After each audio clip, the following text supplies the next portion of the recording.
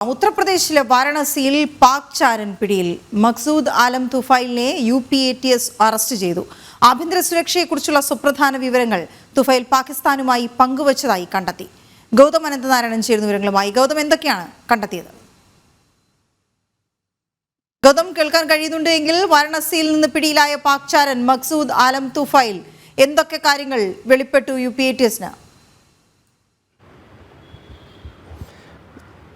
വീണ, ഇപ്പോൾ തുടർച്ചയായി പാക് ചാരന്മാർ രാജ്യത്തിൻ്റെ പല ഭാഗങ്ങളിൽ പിടിക്കപ്പെടുന്നു എന്നുള്ളതാണ്. ഇപ്പോൾ ഈ തുഫൈൽ എന്ന ഇയാളെ വാരണാസി സ്വദേശിയാണ്. ഉത്തർപ്രദേശിലെ വാരണാസി ജില്ലയിലാണ് ഇയാളുടെ വീട്. വീട്ടിൽ വെച്ച് തന്നെ ഇയാളെ ഉത്തർപ്രദേശ് ATS അറസ്റ്റ് ചെയ്യുകയായിരുന്നു. നമുക്ക് ഇപ്പോൾ പ്രാഥമികമായി ലഭ്യമാകുന്ന വിവരം എന്നത് തഹരീക്കെ ലബൈക്ക് എന്ന് പറയുന്ന പാകിസ്ഥാനിലെ ഒരു ഭീകര സംഘടന, അതായത് പാകിസ്ഥാനിൽ ഭീകര സംഘടനകൾക്ക് കുറവൊന്നുമില്ല. അതിനാൽ ഈ തെഹരീക്കെ ലബൈക്ക് എന്ന് പറയുന്ന ഭീകര സംഘടനയുമായി ഇയാൾ നിരന്തരമായി ബന്ധപ്പെട്ടിരുന്നു എന്നാണ് ഇപ്പോൾ ഉത്തർപ്രദേശ് ATS-ന് ലഭ്യമായിട്ടുള്ള വിവരം എന്നത്. മാത്രമല്ല, പാകിസ്ഥാനിലെ ഈ ഭീകര സംഘടനകൾ, വിവിധ ഭീകര സംഘടനകളുമായി ബന്ധപ്പെട്ട് തുടങ്ങിയിട്ടുള്ള വാട്സപ്പ് ഗ്രൂപ്പുകൾക്കകത്ത് ഇയാൾ ഉണ്ടായിരുന്നു എന്നതാണ് ആദ്യഘട്ടത്തിൽ UP-ATS-ന് ലഭ്യമായിട്ടുള്ള വിവരം എന്നത്. അതായത് പാകിസ്ഥാൻ കേന്ദ്രീകൃതമായി നടന്നുകൊണ്ടിരിക്കുന്ന വാട്സപ്പ് ഗ്രൂപ്പ്, അതിൽ ചർച്ച ചെയ്യപ്പെടുന്ന വിഷയം എന്നത് എങ്ങനെ ഭാരതത്തിൻ്റെ പരമാധികാരത്തിനെതിരെ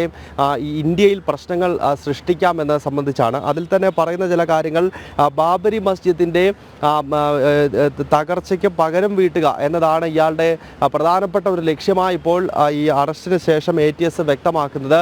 ഉത്തർപ്രദേശിലെ അയോധ്യയിൽ ഒരു കാലത്ത് അവിടുത്തെ ക്ഷേത്രം പൊളിച്ചതിന് ശേഷം പിന്നീട് നമുക്കറിയാവുന്നതാണ്, അവിടെ ബാബറും മറ്റും നിർമ്മിച്ച തർക്കമന്ദിരം, ആ തർക്കമന്ദിരം പൊളിച്ച് പിന്നീട് വീണ്ടും അവിടെ ക്ഷേത്രത്തിൻ്റെ പുനർനിർമ്മാണം നടന്നു, പ്രാണപ്രതിഷ്ഠ ഉൾപ്പെടെ നടന്നതൊക്കെ നമുക്കറിയാം.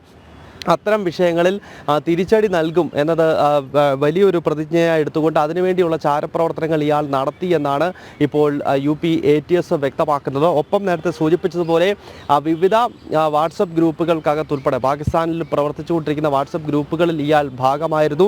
അതുപോലെ തന്നെ പാകിസ്ഥാനിലെ തീവ്രവാദ സംഘടനകളുടെയും അതിൻ്റെ തലവന്മാരുമായി ഒക്കെ ഇയാൾ ബന്ധപ്പെട്ടിരുന്നു എന്ന് മനസ്സിലായി. അതിൻ്റെ തെളിവുകൾ നമ്മുടെ കേന്ദ്ര ഏജൻസികൾക്കും UP-ATS-നും മറ്റുമൊക്കെ ലഭിച്ചു. ഇതേ തുടർന്നാണ് ഇയാളെ ഇന്ന് രാവിലെ ഇപ്പോൾ അറസ്റ്റ് ചെയ്തിരിക്കുന്നത്. വീണ, ഓക്കെ, ശരി ഗൗതം. ഉത്തർപ്രദേശിലെ വാരണാസിയിൽ നിന്നാണ് പാക് ചാരൻ പിടിയിലായിരിക്കുന്നത്.